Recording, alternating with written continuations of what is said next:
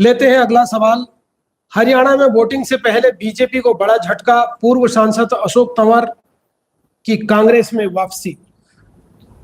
देखिए जगदीश जी, अभी कुछ ही दिन तो हुए, 3-4 दिन ही तो हुए। नितिन गडकरी ने क्या कहा, राजा सुनने के लिए तैयार हो जाए।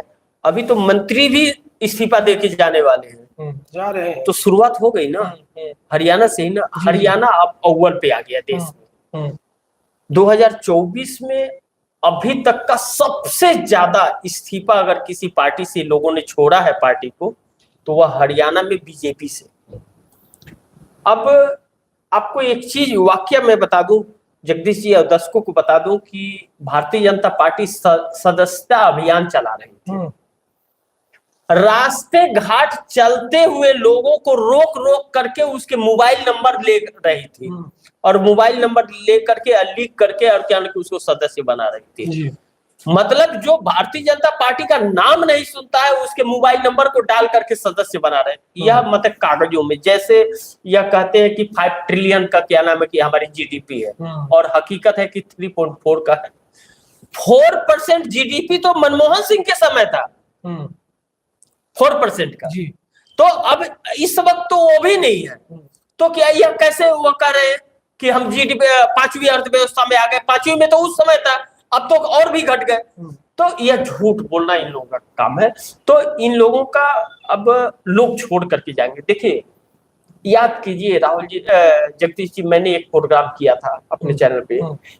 प्रोग्राम किया था, मैंने कहा था कि राहुल गांधी ने बयान दिया कि भारतीय जनता पार्टी के कई सांसद हमारे टच में है, मैं जिस दिन चाहूंगा उस दिन सरकार गिरा दूंगा।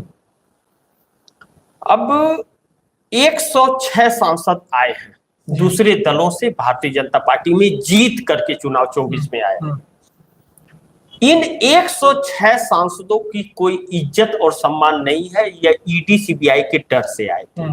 जब यह जान गए कि नरेंद्र मोदी का कोई ठिकाना नहीं है और दूसरा प्रधानमंत्री बनेगा तो उसमें हमारी हैसियत कोई नहीं रहेगी, तो वैसे में वह अपना अपना घर देखेंगे या माफी मांग करके अपने अपने घर वापसी करेंगे। यही प्रक्रिया होगी।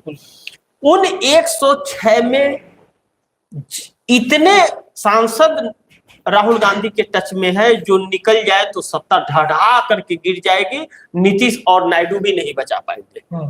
यानी कि तकरीबन 50 के करीब सांसद छटकने की फिराक में है, और वह राहुल गांधी के टच में है। शुरुआत हरियाणा से हुआ है जगदीश जी।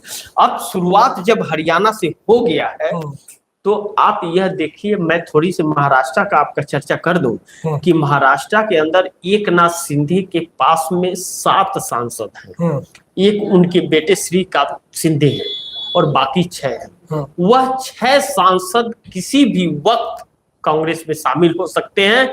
यह भी हो सकता है कि आचार संहिता लगे उसी वक्त, जब भगदड़ मचेगी उसी वक्त वह शामिल हो जाए।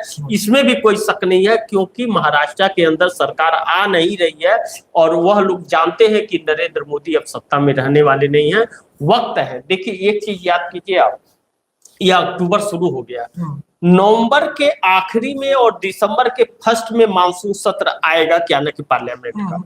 उस वक्त नरेंद्र मोदी पीएम रहेंगे या पूर्व प्रधानमंत्री हो जाएंगे, यह बड़ी दिलचस्प है, क्योंकि नीतीश नायडू का भी तलवार लटक रहा है और आरएसएस भी तलवार लटका रहा है। लेकिन आरएसएस किसी भी कीमत पर यह नहीं चाहेगा कि उसकी सत्ता चली जाए। वह चेहरे बदलने की फिराक में है, सत्ता गंवाने की फिराक में नहीं है, क्योंकि आरएसएस को सत्ता जरूरी है। वह किसी भी कीमत पे यह नहीं चाहेगा कि राहुल गांधी आ जाए, क्योंकि राहुल गांधी आ गए तो आरएसएस के लिए खतरे की घंटी बज जाएगी, यह तय है। इसीलिए एक नर्म रवैया और एक चेहरे बदलने के रवैया पर कार्य कर रहा है इस वक्त आरएसएस। और कांग्रेस किसी भी कीमत पर अब महाराष्ट्र चुनाव के बाद दिल्ली का सत्ता परिवर्तन के लिए लगेगी काम पर इंडिया गठबंधन, यह तय है। इसके लिए ललकार चुनौती शरद पवार ने भी दी है, इसके लिए चुनौती राहुल गांधी ने भी दी है। यह महाराष्ट्र चुनाव तक नरेंद्र मोदी शांति से प्रधानमंत्री हैं और महाराष्ट्र चुनाव का परिणाम आने के बाद नरेंद्र मोदी की जो गिनती उल्टी गिनती शुरू होगी इतनी स्पीड होगी कि वह गिनती भी या भूल जाएंगे। जी जगदीश जी।